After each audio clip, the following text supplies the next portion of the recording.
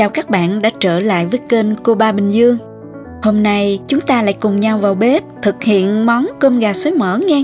Món ăn đường phố bình dân nhưng vô cùng hấp dẫn.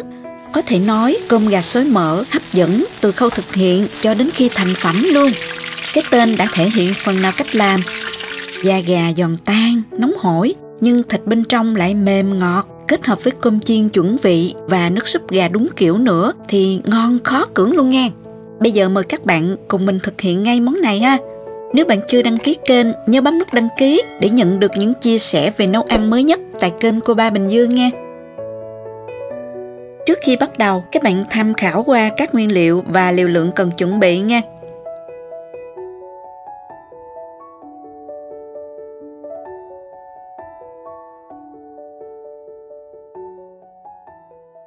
Đầu tiên mình sẽ vo sạch gạo và cho gạo vào nồi nấu cơm.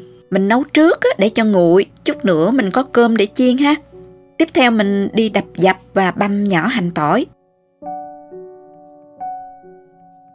Còn lại củ hành tím này thì mình cắt to như thế này để cho vào nước luộc gà cho thơm.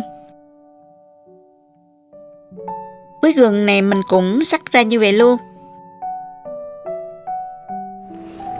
Với dưa leo, cà chua và ớt mình cũng cắt lát để ăn kèm với cơm gà.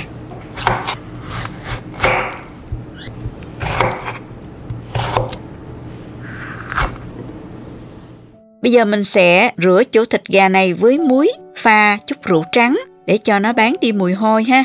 Khi chế biến sẽ thơm ngon hơn ha. Bây giờ mình sẽ đi ướp thịt gà. Cho hết gà vào một cái thố nè.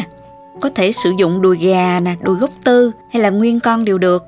Chọn những chiếc đùi gà còn da đẹp và nguyên vẹn để khi chiên sẽ giòn và đẹp mắt hơn. Ở đây thì mình có 4 cái đùi gà to như thế này nè. Khoảng 400 gram cho một đùi đó các bạn. Mình bắt đầu ướp nè. Ướp gà với 2 muỗng cà phê hạt nêm, 1,5 muỗng cà phê đường, 1 muỗng cà phê tiêu, 1 muỗng canh hành tỏi băm và cuối cùng là 1 muỗng canh rượu mai quế lộ để tạo mùi thơm. Các bạn không có cũng không sao. Mình có thể thay thế bằng 1 muỗng canh rượu nấu ăn hoặc rượu trắng cũng được. Mình sẽ ướp trong vòng 30 phút nha. Sau 30 phút rồi các bạn, bây giờ mình sẽ mang đi luộc. Cho vào nồi 2 lít nước. Cho đùi gà vào nè. Lưu ý là mình cho đùi gà vào khi nước còn lạnh nhé. Gà nó sẽ chín từ từ, sẽ không làm rách da gà. Cho thêm gừng đập dập và hành tím vào cho nó thơm ha. Mở lửa lớn cho nước sôi mạnh. Khi mà nước sôi mạnh, các bạn giảm lửa vừa nha. Hớt bọt và luộc gà trong 15 phút. Mình dùng đũa xiên thử bên trong phần thịt nha. Tránh làm rách da gà nha các bạn. Nếu mà thấy gà không còn ra nước hồng nữa là gà đã chín rồi đó. Sau đó tắt bếp và đậy nắp. Để yên trên bếp thêm 15 phút nữa ha. Lưu ý các bạn là mình không luộc gà quá lâu. Gà nó sẽ bị mất đi độ ngọt nha. Bây giờ mình vớt gà ra nè. Và mình cho ngay vào thau nước đá nha. Cho da gà nó săn lại. Khoảng 3 phút thì mình vớt ra để cho ráo nước ha. Chờ cho da gà nó khô hẳn rồi. Hoặc các bạn có thể dùng giấy bếp lau cho da nó khô lại. Như vậy sẽ dễ ngấm nước ướp và khi chiên sẽ không bị nổ văng dầu. Nước luộc này thì mình nêm lại cho vừa ăn để làm nước súp ăn kèm, hấp dẫn lắm. Đừng có bỏ phí nha các bạn. Tiếp đến thì mình phết lên lớp da gà một chút nước tương hoặc hắc xì dầu để tạo màu đẹp khi chiên. Mình dùng nước tương nha, mình phết 2 lần nha các bạn. Để một chút cho nước tương nó được thấm vào da gà. Trong khi chờ thì mình sẽ đi chiên cơm ha.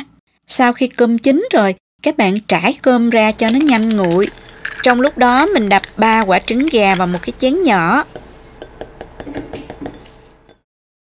Sau đó cho vào 1 muỗng canh dầu màu điều. Khuấy đều hỗn hợp này lên. Rồi cho hỗn hợp này vào tô cơm nguội và trộn đều lên cho nó tơi ra, sẽ dễ chiên hơn ha. Tiếp theo cho 2 muỗng canh dầu ăn vào chảo. Đợi dầu nóng thì mình sẽ cho hành tỏi vào phi thơm lên. Rồi cho cơm vào chiên nè. Đảo đều tay cho đến khi cơm nó tơi xốp, các hạt cơm không bị dính vào nhau nữa là được ha. Rồi mình nêm vào đây 3 muỗng cà phê hạt nêm, 1,5 muỗng cà phê đường, nửa muỗng cà phê tiêu. Trộn lên cho cơm nó ngấm đều gia vị một lần nữa. Lưu ý là cơm chiên thì mình chỉ nêm lạc thôi. Khi ăn thì mình cho thêm nước sốt, ăn kèm cùng với thịt gà xối mỡ nó sẽ vừa vặn hơn. Xong rồi mình tắt bếp. Mình dùng chén cơm ém chặt cơm khi mà cơm còn nóng và cho ra đĩa để trang trí.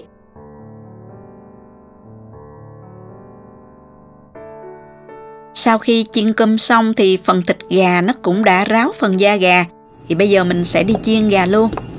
Cho dầu vào chảo nè. Mình dùng dầu nhiều một chút nha các bạn. Khoảng 800ml dầu ăn đó. Đợi cho dầu nó nóng già. Nhiệt độ thì 160 độ C. Mình sẽ cho gà vào ha. Dùng đũa để thử nha. Thấy dầu nó sôi quanh đũa như thế này là được nè. Mình dùng một cái vợt như thế này thì dễ chiên hơn. Mình cho gà vào chiên cho săn mặt dưới. Sau đó dùng muỗng múc dầu xối lên trên da gà để phần da được vàng giòn. Đây cũng là xuất phát cho tên gọi gà xối mỡ. Nghe thì có vẻ mỡ màng gây ngán, nhưng thực chất luộc gà chín rồi mới chiên sơ cho thịt gà săn bên ngoài, giúp thịt gà vàng thơm mà không bị khô hay ngấm quá nhiều dầu.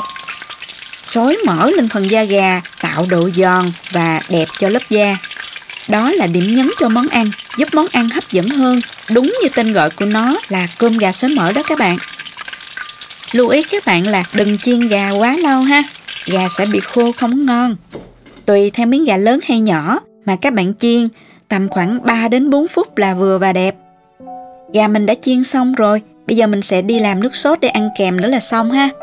Dùng một cái nồi nhỏ, cho 1 muỗng canh dầu ăn vào, 1 muỗng canh hành tỏi băm vào phi thơm nè.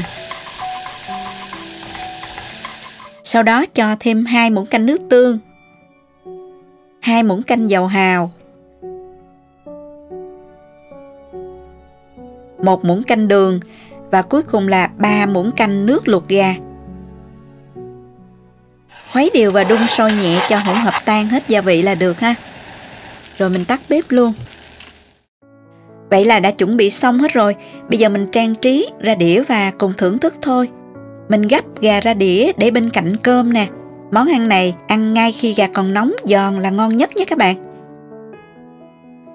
Cơm gà sẽ ăn kèm với dưa leo, cà chua và rau xà lách. Bên cạnh là chén nước sốt thơm lừng. Múc thêm chén nước súp luộc gà nữa để ăn kèm. Wow, món này chỉ cần bày ra đĩa thôi là đã thấy thèm rồi. Đủ màu sắc luôn, hấp dẫn quá các bạn ha. Mình chặt gà ra cho dễ ăn nè. Mời các bạn. Phần đùi gà vàng rụm, da giòn tan luôn. Thịt gà không hề bị khô, lại còn rất ngọt. Chấm thêm chút nước sốt càng đậm đà hơn.